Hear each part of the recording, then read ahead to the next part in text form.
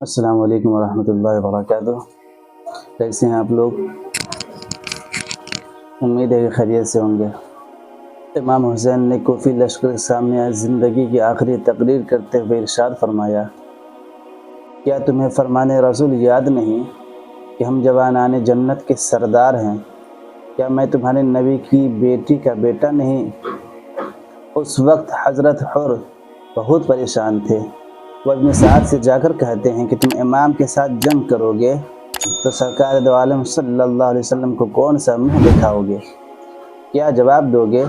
حضرت حر دونوں خیموں کے درمیان کھڑے سوچ رہے تھے کہ ان کے بھائی مصعب نے کہا، تم جیسا بہادر اور یہ حالت کیا سوچ رہے ہو؟ حضرت حر نے کہا کہ میں جنت دوزخ کے درمیان کھڑا ہوں اور یہ سوچ رہا ہوں کہ جنت چنوں یا دوزخ۔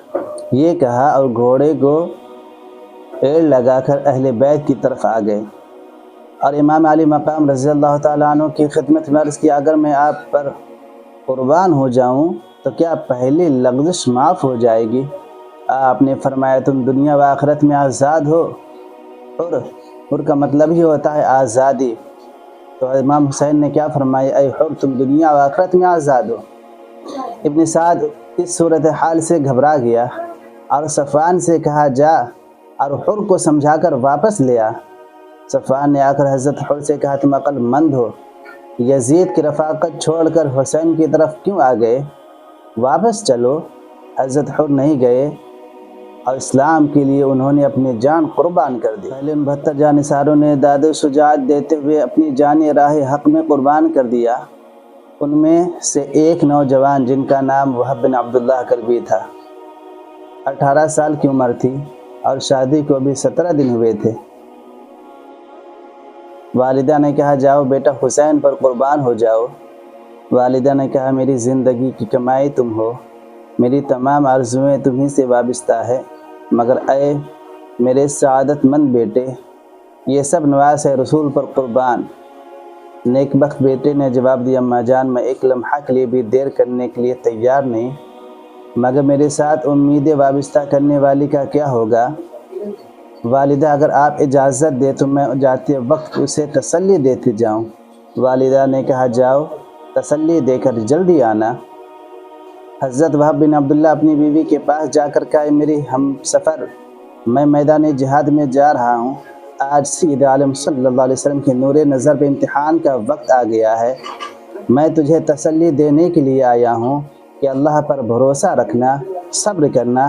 خاوند کا یہ ارادہ دیکھ کر نیک بخت بیوی نے کہا، میں تمہیں مرتبہ شہادت حاصل کرنے میں کسی بھی طرح کی رکاوٹ نہیں بن سکتی، تمہیں بخوشی اجازت دینے کے لیے تیار ہوں، مگر تمہیں میرے ساتھ ایک وعدہ کرنا ہوگا، جب تمہیں مرتبہ شہادت نصیب ہو، جنتی حوریں تمہیں لینے کے لیے آئیں تو اس وقت میرے بغیر جنت میں داخل نہ ہونا۔ مگر یہ وعدہ میں حضرت حسین کے سامنے کرنا چاہتی ہوں۔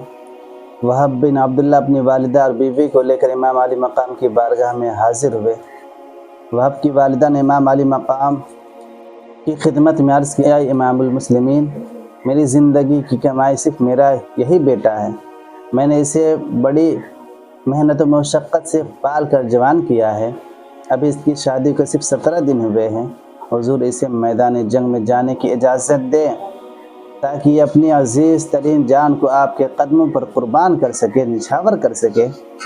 آپ نے بخوشی اجازت دے دی اور وہب کی بیوی کے سر پر ہاتھ پھیرتے ہوئے فرمایا، تیرا شوہر ابھی ابھی دیدار الہی سے مشرف ہونے والا ہے، حوض کوثر کے جام پینے کے لیے حوریں جنت تیار کھڑی ہیں۔ بیٹی آج تم پر حوران جنت رش کر رہی ہیں۔ حضرت امام کی اس تسلی بخش الفاظ سن کر نیک دل خاتون کی آنکھوں میں آنسو آ گئے۔ اس نے بھرائی ہوئی آواز میں عرض کیا، حضور ان سب باتوں پر مجھے فخر ہے، مگر میں اسی شرط کے ساتھ میدان جنگ میں جانے کی اجازت دے سکتی ہوں کہ میرے بغیر جنت میں میرا شوہر داخل نہ ہو، میں وعدہ حضور کے سامنے کروانا چاہتی ہوں۔ حضرت وہب رضی اللہ تعالیٰ عنہ نے کہا، اے ابن رسول، مجھے اپنی بیوی کی یہ شرط منظور ہے کہ میں اس کے بغیر جنت میں داخل نہیں ہوں گا۔ اس کے بعد وہب بن عبداللہ ایک ہاتھ میں نیزہ اور دوسرے ہاتھ میں ڈھال لے کر دشمنوں کے سامنے آئے اور گرج کر کہا کوئی مقابلہ میں آنے والا ہے؟ کیا کوئی لڑنے والا ہے؟ اس نوجوان کی ہیبت دیکھ کر دشمنوں کے دل دہل گئے۔ آخر ابن سعد نے اپنی فوج سے کہا اس بچے کے مقابلے کے لیے میری قوم میں کوئی بہادر نہیں، غیرت سے ڈوب مرو، سب بزدل ہیں۔ ابن سعد کا یہ طعنہ محکم بن طفیل برداشت نہ کر سکا اور گھوڑا دوڑاتا ہوا مقابلے میں آ گیا۔ اس نے آتے ہی حضرت وہب پر نیزے کا وار کیا۔ حضرت وہب نے اس کا نیزہ پکڑ کر اس زور سے کھینچا کہ وہ گھوڑے سے زمین پر گر گیا۔ حضرت وہب کی تلوار بجلی کی طرح اٹھی اور ایک ہی وار میں اسے واصل جہنم کر دیا، اسے قتل کر دیا۔ اسی طرح سے 20 کو قتل کر کے حضرت وہب گھوڑے کی باغ کو خیمے کی طرف موڑ دی۔ بیوی ٹک ٹکی باندھ کر اپنے شوہر کو دیکھ رہی تھی، والدہ کامیابی کے لیے دعا کر رہی تھی۔ حضرت وہب نے گھوڑے سے اتر کر اپنی والدہ سے کہا امی جان اب تو آپ مجھ سے راضی ہیں؟ ماں نے کہا بیٹا حشر تک میں تم سے راضی ہوں۔ پھر آپ اپنی دلہن کی طرف آئے جو اپنی آنکھوں کے سامنے اپنے سہاگ کو قربان ہوتے ہوئے دیکھ رہی تھی اور آنکھوں سے آنسو بہہ رہے تھے۔